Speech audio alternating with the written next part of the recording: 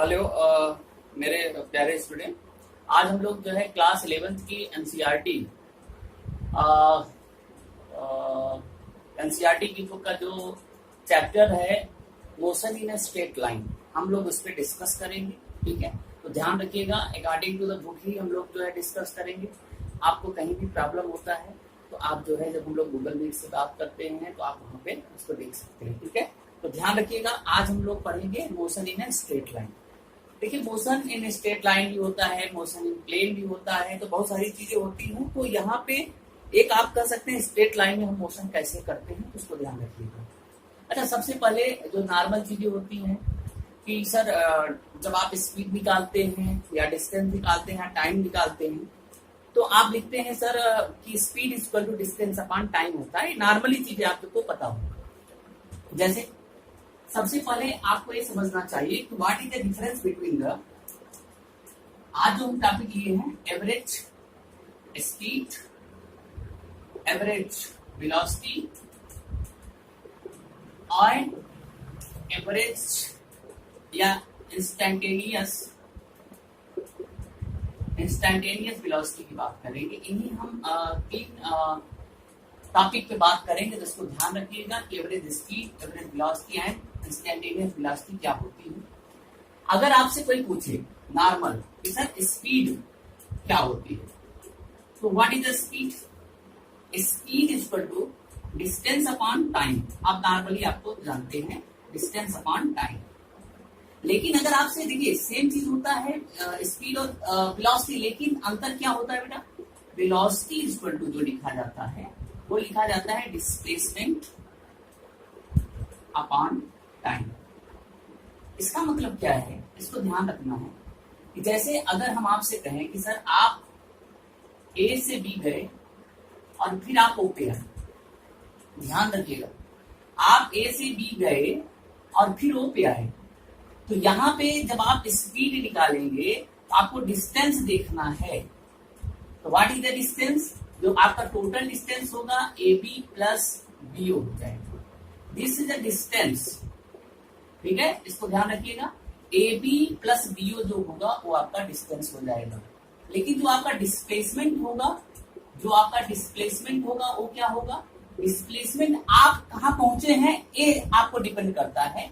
तो आप ए से बी गए, बी से ओ आए, इसका मतलब जो आपका डिस्प्लेसमेंट है वो केवल ए से ओ है। इसका मतलब एओ आपका डिस्प्लेसमेंट हो जाता है। इसको आपको ध्यान रखना है। और यही चीजें, क्योंकि स्पीड जो होता है और वेलोसिटी जो होता है स्केलर क्वांटिटी होती है, बेटा, और ये जो होता है और वेक्टर क्वांटिटी होती है। तो वेक्टर क्वांटिटी आपको पता होगा कि वेक्टर क्वांटिटी क्या होती है, जिसमें जो है magnitude as well as direction होते हैं। तो इसमें मैग्नीट्यूड के साथ साथ डायरेक्शन भी दिखाया जाता है, किसमें? डिस्प्लेसमेंट पे। लेकिन स्केलर क्वांटिटी में only the magnitude but not the direction. तो इसलिए जो है आपको यहाँ से यहाँ ऐड कर देना है। ये हमारा होता है क्या? स्पीड, और ये होता है हमारा वेलोसिटी। अब एक चीज ध्यान रखिएगा कि अगर हम आपसे ये बात करें कि सर ये एवरेज स्पीड या एवरेज वेलोसिटी क्या होता है, तो ध्यान रखिएगा, जब आप कभी एवरेज स्पीड की बात करते हैं, एवरेज स्पीड को लिखा जाता है total path length divided by time interval. उस इंटरवल में आप कहां से कहां गए हैं, ये आपका एवरेज स्पीड होता है। और एवरेज वेलोसिटी क्या होता है? आप ये कहिए कि डेल्टा एक्स बाई डेल्टा, मतलब डेल्टा टी। दैट मीन्स इसको आप ऐसे भी कर सकते हैं कि सर जो मान लीजिए आप x से x1 यहाँ पे आपका इनिशियल पोजीशन था और x2 आपका फाइनल पोजीशन है, तो x2 minus x1 that is the displacement, और अपॉन टाइम इंटरवल जो ये होगा ये आपका हो जाता है, आपका क्या हो जाता है? एवरेज वेलोसिटी हो जाता है। इन चीजों को ध्यान रखिएगा कि एवरेज स्पीड में टोटल पाथ लेंथ लिया जाता है अपॉन टाइम इंटरवल, और एवरेज वेलोसिटी में लिया जाता है x2 minus x1 upon time interval. ये चीजों को आपको ध्यान रखना है। अब देखिए, इसी के पहले हम लोग एक न्यूमेरिकल करते हैं कि न्यूमेरिकल कैसे आते हैं, उससे समझ में आएगा। आपके एनसीईआरटी बुक में एग्जाम्पल भी दिया हुआ है, हम कोई दूसरा एग्जाम्पल आपको लेके समझाते हैं। जैसे मान लीजिए आपका एक पोजीशन ए है, एक पोजीशन बी है, एक पोजीशन सी है और एक पोजीशन डी। हम ये कह रहे हैं ये 0 है, एक 10 है, एक 20 है और एक 30। ध्यान रखिएगा, ये 0 है, एक 10 है, 20 है और ये सब किसमें दिया है? इन मीटर में। ये सब मीटर में है। तो सिस्टम कौन सा लगा रहे हैं? MKS, CGS, FPS. इसको ध्यान रखिएगा कि हम लोग किसकी बात कर रहे हैं, ठीक है। तो हम लोग अभी एमकेएस की बात कर रहे हैं। अब आपसे कहा है कि आपको क्या निकालना है? आपको निकालना है सर फाइंड स्पीड, या एवरेज स्पीड भी कह सकते हैं। Average speed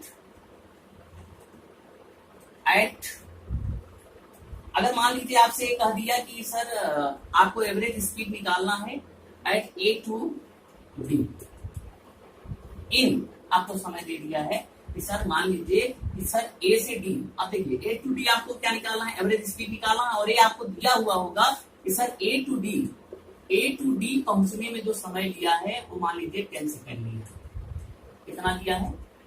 A to D पहुंचने में वहां 10 सेकेंड लिया है। अच्छा, फिर आपसे कह सकता है कि सर डी टू ए या डी टू सी पहुंचने में जब वह वापस आ रहा था तो उसने 5 सेकेंड लिया। एक बार क्वेश्चन फिर से समझ लीजिए कि कोई आदमी है, वो जब ए पे था तो 0, बी पे था 10 मीटर, सी पे था 20 मीटर और डी पे था 30 मीटर। तो वह ए से डी जाता है तो समय लेता है 10 सेकेंड। जब वह डी से सी आता है तो आपको लेता है समय कितना? 5 सेकेंड। अब आपको निकालना है find average speed at A to d and find average velocity at A to d. फिर आपसे पूछेगा कि sir find average speed at A to d and back d to c. मतलब वह ए से डी गया और डी से सी पे आया, इसको ध्यान रखना है। अब फिर आपको ये दिया होगा कि सर डी टू सी, दिख रहा है सर डी टू सी जो वापस आ रहा था तो उसने 5 सेकेंड का समय लिया। डी टू सी आपको दिया है, उसमें लिखने की कोई जरूरत नहीं है। तो find the average speed at A to d and back d to c. फिर इसी तरह से find average velocity at A to d and back d to c. अभी 4 क्वेश्चनों को आपको करना है, कैसे करेंगे, ठीक है। तो इसके लिए देखिए आपको क्या करना है। सबसे पहले हम पहला क्वेश्चन करते हैं कि sir find average speed at A to D. तो भाई सिंपल सी बात है, ए से डी का डिस्टेंस कितना है? 30। आपने 30 लिख दिया और टाइम ए से डी में कितना लिया था? आपको लिया है ए टू डी 10 लिखा है, 10 हो गया। इसका मतलब 3 मीटर पर सेकेंड आपका क्या हो गया? दिस इज स्पीड हो गया।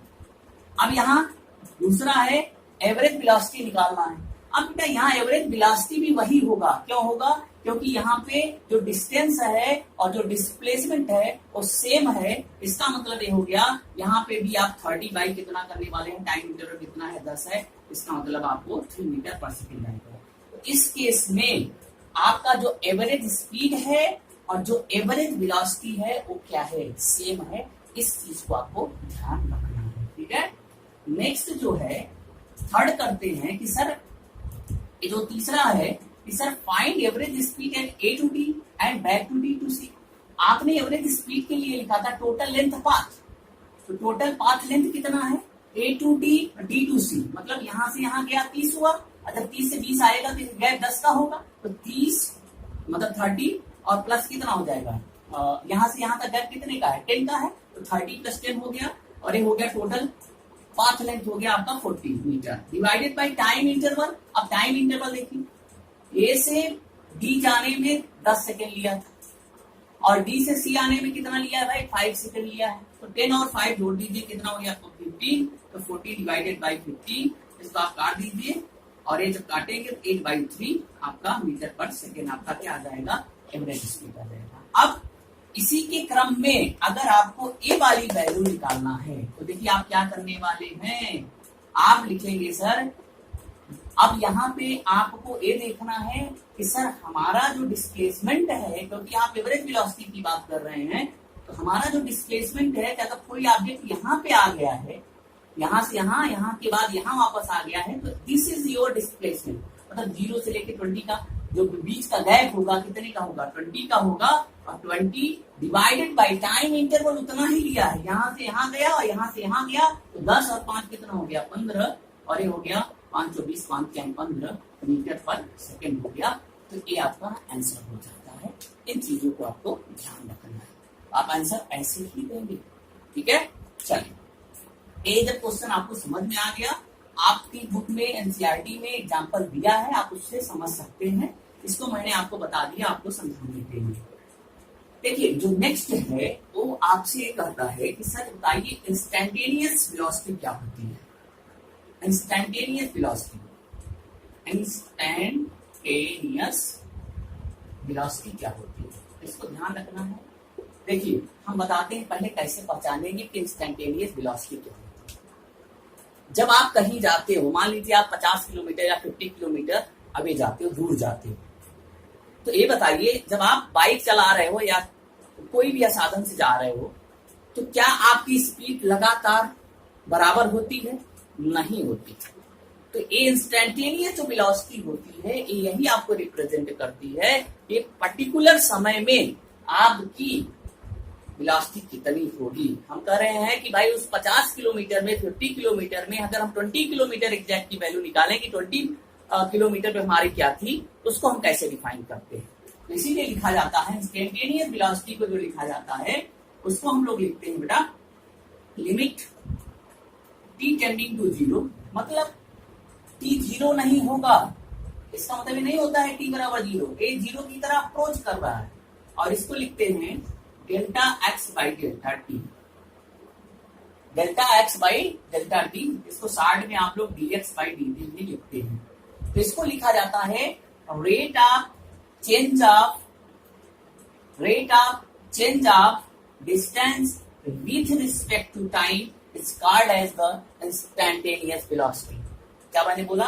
Rate of change of distance with respect to time is called as the instantaneous velocity. इन चीजों को आपको क्या करना है, ध्यान देना है। इंस्टैंटेनियस वेलोसिटी, एवरेज वेलोसिटी में क्या अंतर होता है। यहाँ लिमिट आपने लगा के एक पर्टिकुलर समय का आपने क्या निकाल दिया है, वैल्यू निकाल दिया है।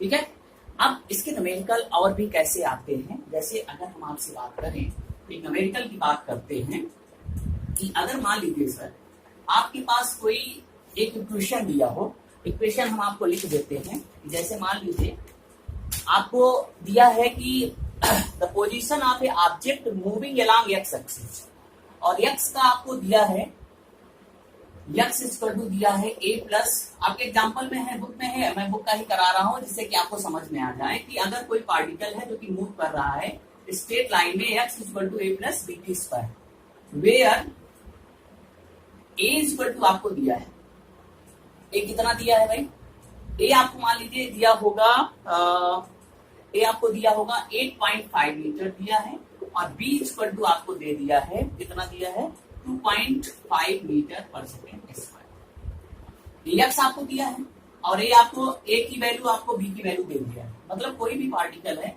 जो कि मोशन कर रहा है स्ट्रेट लाइन में, और x equal to A plus B की स्क्वायर आपको दे दिया हुआ है, इक्वेशन दिया।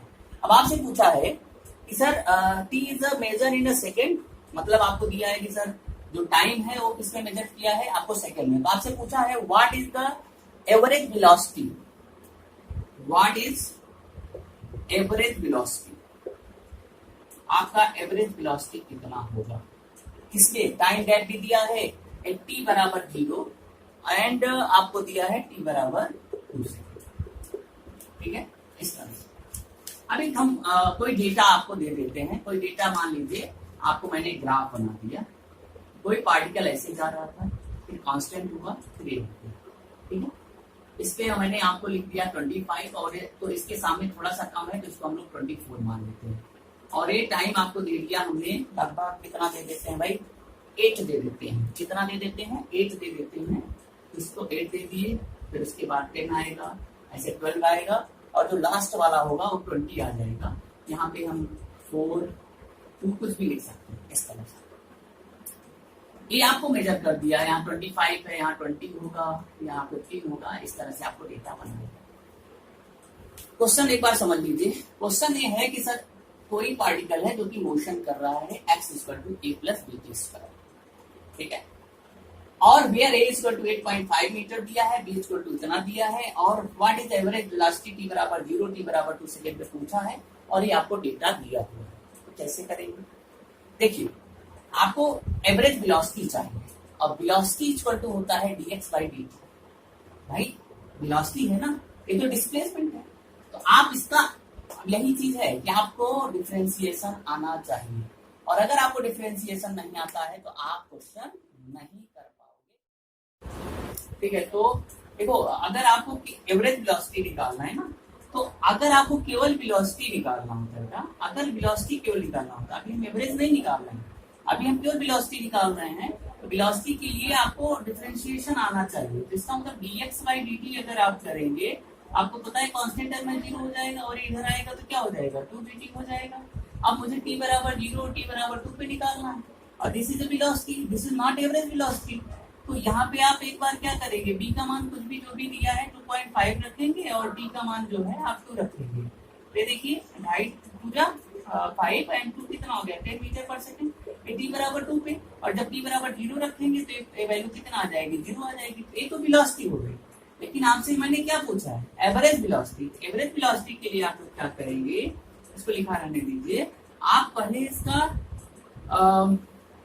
जो आप डिस्प्लेसमेंट दिया होगा ए वाला, तो इसको हम थोड़ा सा मिटा देते हैं और यहीं पे लिख देते हैं कि इस तरह से, कि इसको क्या करते हैं, यहाँ पे निकालेंगे कि अगर हमको एक बार x बराबर 0 आप रख दीजिएगा, एक बार जो x निकालेंगे वो 0 पे निकालेंगे, और एक बार जो x निकालेंगे वो 2 पे निकालेंगे। जब x बराबर 0 पे आप एक निकालेंगे, भाई देखो पहले आपको 2 पे लेना है, x बराबर 0 से 2 है, तो 2 से और x का आना है, तो x बराबर 2 पे पहले निकालिएगा, तो मतलब t बराबर 2 पे x निकालना है। तो जब आप निकालेंगे तो यहाँ से देखिए, जब आप 2 रखेंगे तो यहाँ पे a वैल्यू होगी, अब प्लस b है, एंड 2t का मतलब 2 का स्क्वायर कितना हो गया, 4। अब यहाँ एक बार वैल्यू रख लीजिए, इसको आप चाहे तो x2 लिख सकते हैं। तो x2 इक्वल टू जो मिलेगा, a की वैल्यू आपको दिया है कितना, 8.5, और प्लस b की वैल्यू दिया है 2.5 इंटू 4, ये हो जाएगा 8.5 प्लस इसको आप करेंगे तो 10 आ जाएगा। जब 10 आएगा तो जोड़ेंगे तो कितना आ जाएगा, 18.5 आ जाएगा। लेकिन अगर एक बार t बराबर अभी x2 निकालना है, अब इसी तरह से अगर आप x1 निकालेंगे और 0 रखेंगे, इस वैल्यू पे रखेंगे, x1 निकलेगा a प्लस, और ये वाली टर्म क्या हो जाएगा, 0, x बराबर केवल a होगा, तो x1 की जो वैल्यू आएगी, a की वैल्यू कितना है, 8.5 है। तो आपसे जो एवरेज वेलोसिटी पूछा था, तो average velocity equal to x2 minus x1 upon t2 minus t1 कर दीजिए, एक टाइम इंटरवल हो जाएगा। इसका मतलब x2 माइनस x1 जब आप करेंगे, x2 की वैल्यू कितना है, 18.5, और माइनस x1 की वैल्यू है 8.5, और अपॉन t2 माइनस t1 करेंगे, t2 माइनस t1 का मतलब होता है 2 माइनस 0, तो ये आपको वैल्यू देगा 18.5, 8.5 निकालेंगे 10 आ जाएगा, और इससे डिवाइड करेंगे 2 से, ये आ जाएगा 5 मीटर पर सेकेंड आ जाएगा। अब this is your average velocity हो जाएगा। तो यहाँ आपको ध्यान देना है कि सर मैं वेलोसिटी निकाल रहा था तो क्या करना है, और एवरेज निकाल रहा हूँ तो एवरेज के लिए आपको एक बार t बराबर 2 रख देना है इसी में, और एक बराबर t बराबर 0 रखना है। तो जो डिस्प्लेसमेंट आएगा वो x2 माइनस x1 मिलेगा अपॉन t2 माइनस t1 हो जाएगा। इस तरह से हम लोग इसको कर सकते हैं, ठीक है। तो इस तरह से आप इसको करिएगा, ठीक है। अब जब आप मोशन इन वन डायमेंशन कर रहे हैं तो बहुत अच्छे से आपको ग्राफ आपको देखने को मिलेगा। जैसे अगर आपने ग्राफ देखा होगा तो जैसे इस तरह से आपको ग्राफ मिला है, x है और t है, ठीक है। तो ये जो मोशन है यहाँ पे अगर x और t है तो इसका मतलब एक सतत एक कंटिन्यूअस आपको मोशन हो रहा है, कि मतलब आपका जो स्पीड है वो बढ़ता चला जा रहा है, ठीक है, एक पर्टिकुलर टाइम पे। अगर मान लीजिए इस तरह से आपको कहीं आपको ग्राफ दिया है x और t का बनाया है, इसका मतलब जो आपका वेलोसिटी है वो पॉजिटिव डायरेक्शन में एक बार बढ़ रहा है, देखिए यहाँ से फिर पॉजिटिव डायरेक्शन में इंक्रीज कर रहा है। इसी तरह से ऐसे हो सकता है, तो इसका मतलब आपको जो है स्पीड जो है आपका क्या कर रहा है, डिक्रीज कर रहा है, ये तमाम सारे ग्राफ अगर आप देखेंगे तो आपके एनसीईआरटी के बुक्स में दिया हुआ है, ठीक है, इसको ध्यान रखिएगा। जैसे कभी कभी ऐसे भी ग्राफ आपको दिया होगा, एक्स होगा और टी होगा, ठीक है, इसका मतलब टी तो वायरी कर रहा है, देखिए, और एक्स जो है एकदम सेम है। इसका मतलब क्या हुआ कि आपका जो एक्स है वो कंटिन्यूअस बना रहा है और टी जो है बढ़ रहा है। तो इस तरह से आपको स्ट्रेट लाइन के ग्राफ बहुत सारे मिलेंगे, तो ग्राफ पे डिस्कशन हम लोग नेक्स्ट टाइम में करेंगे। तो आज के लिए इतना ही। Thank you very much.